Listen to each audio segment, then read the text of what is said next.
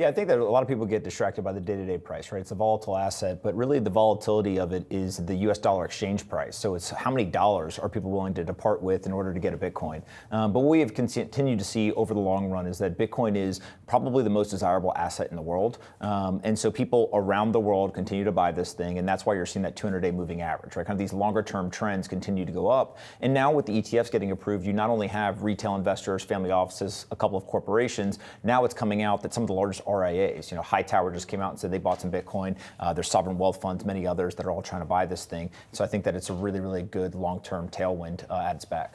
So you talk about the fact it's a great long-term tailwind. Then where does the price go from here? I mean, we're waiting for maybe that future catalyst. Then what is the next thing that's on the horizon? Well, the Federal Reserve is the greatest Bitcoin proponent possible, right? Because they're going to continue to debase the dollar. And so if you watch that same thing like real estate, right? Real estate in certain markets can go up or down in a month-to-month or year-to-year basis. And so if you're kind of short-term oriented, you're likely to maybe mess up. But if you buy real estate and you hold it for 20 years, very few places in the world have you not seen that real estate go up in value. Same thing with Bitcoin, right? It's got these sound money principles. It's outside the system. No one can create more of it. And it's priced in dollars today. And so if all of a sudden the dollar is losing value and it's only 21 million Bitcoin, somebody is going to have to pay you more dollars in the future to buy that same Bitcoin. And so I think that it really incentivizes long-term thinking. And so the people who are short-term oriented or trying to trade, it's an 80 vol asset, right? I mean, good luck. And so buying it, just holding it and waiting is probably one of the best strategies. Well, I want to talk about the Bitcoin ETFs and some of the outflows and inflows that we're seeing. Obviously, record-breaking outflows for Grayscale to the tune of almost $17.5 billion. But I know they did just recently have their very first week of inflows, so congrats to them. I wonder what story that tells you. Is that something idiosyncratic to Grayscale, or is that indicative of maybe more institutional money coming into the space? Yeah, look, I think that they knew by not lowering their fee to be competitive with everybody else that people were going to leave. And the calculation was how many people are going to leave and what is it going to make up for in terms of this fee. Now, what's really interesting is their market cap of the AUM that they have is much higher than maybe everyone expected because the price of Bitcoin is up 50%. Right? And so all of a sudden you're seeing that fund continue to grow in size, and that's really blunted a lot of the pain of those capital outflows.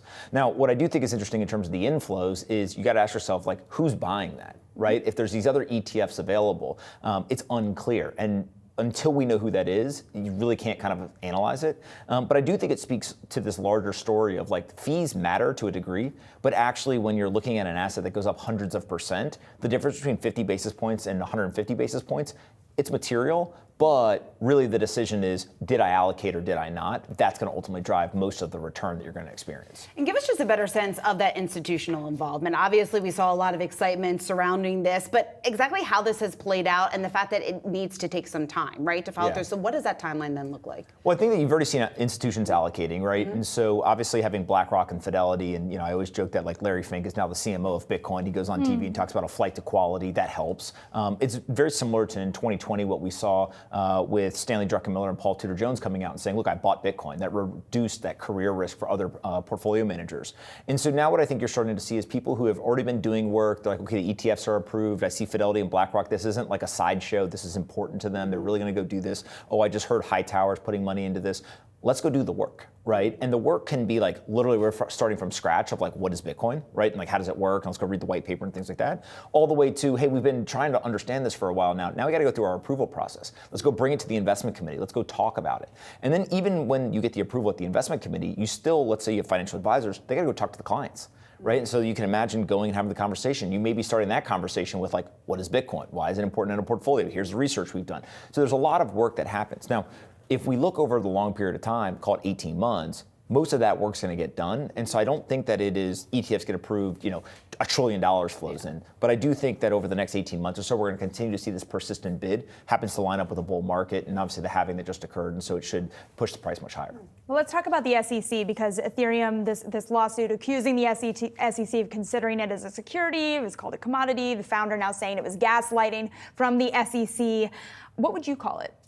Yeah, look, America has this amazing kind of court system, right? And so I think that one of the things that the SEC has done a great job of throughout decades is when they think that somebody's doing something wrong, they usually go and they try to either negotiate a settlement or they go to court.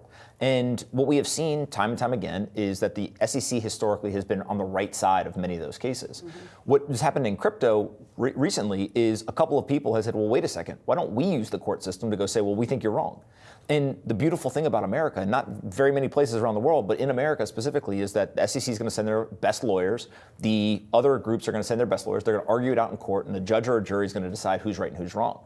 And so I think that I don't have a strong opinion as to like who is right or wrong. You know, the facts are, if you read both briefings, they kind of have very different tale of what the facts are. But I do think that we've got to find some sort of solace in the fact that the court will decide this. Now, I always have told people in the crypto industry, like they want quote unquote regulatory clarity. Yeah. Just because you get clarity does not mean you get the answer you want. Right? And so, yes, you want clarity, but actually a lot of times when people say they want regulatory clarity is they're like, but we want it approved in the way that we want. And so I think that we will get the clarity. It's just people have got to be really careful here as to like, okay, if you get that clarity and it's not what you want, how are you going to change the way that you do it? And the last thing I would say is just like, if we don't get clarity in the way that I think the crypto industry wants, there is a very real brain drain. There are people who are leaving the United States, and so if we want to be the leader in this kind of innovative field, we're going to have to figure out how to do that, but also have these people operate within a set of rules. How could the upcoming election impact that regulatory clarity?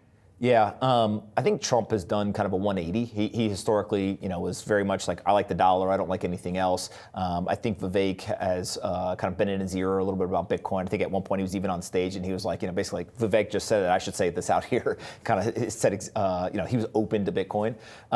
It's unclear kind of what Biden's personal views are, but it seems like the administration is not as friendly to it. And so I do think that you're starting to see candidates, though, that show up, Vivek, RFK, et cetera, who are very pro-Bitcoin, pro-freedom technologies, et cetera.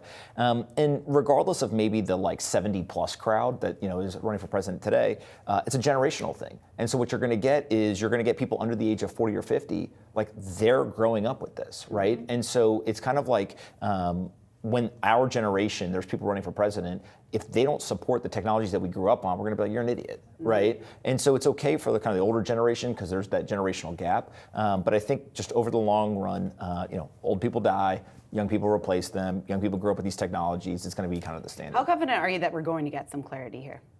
Well, they have to get clarity at some point, right? Because basically what the crypto industry has done is they've basically pushed the issue, right? And they've just started launching things. They've started doing stuff. And so obviously if you're a regulatory body and you disagree with it, you don't like that. So you're going to bring enforcement actions. You're going to go try to drive clarity. Now, there's questions about should we be doing that through a legislative process or through an enforcement process? Again, that's for people much smarter than me to figure out. But I also think that what we are playing is a global game of competition as well, right? And so, an interesting data point is that the stablecoin issuers are now, I believe, one of the top 17 buyers of U.S. Treasuries. And so when you look at that, you say, okay, well, it used to be that China and Japan bought 22% of all U.S. Treasuries. Well, we got a pretty big federal debt, right? We're issuing a lot of debt, and so obviously we need people to buy that stuff. China and Japan went from 22%, now they're only 7%. So if they're going to stop buying, or at least buy less of these bonds, who is going to be the new buyer? Well, stablecoins have actually showed up. And so my prediction is that the stablecoin issuers collectively will end up being kind of top 10 US Treasury buyers in the world. If that happens, all of a sudden that is systemically important. Right? We need these people to buy this debt. And so I think there's a lot of nuance and intricacies here that we've got to kind of figure out. And you can't just bring a hammer down on an industry, specifically if they're one of the biggest buyers of US Treasuries, and it's a time where we're spending, like crazy people. And so it's how do you enforce rules, but also not kind of screw up the positive aspects. And I just hope that they get it right.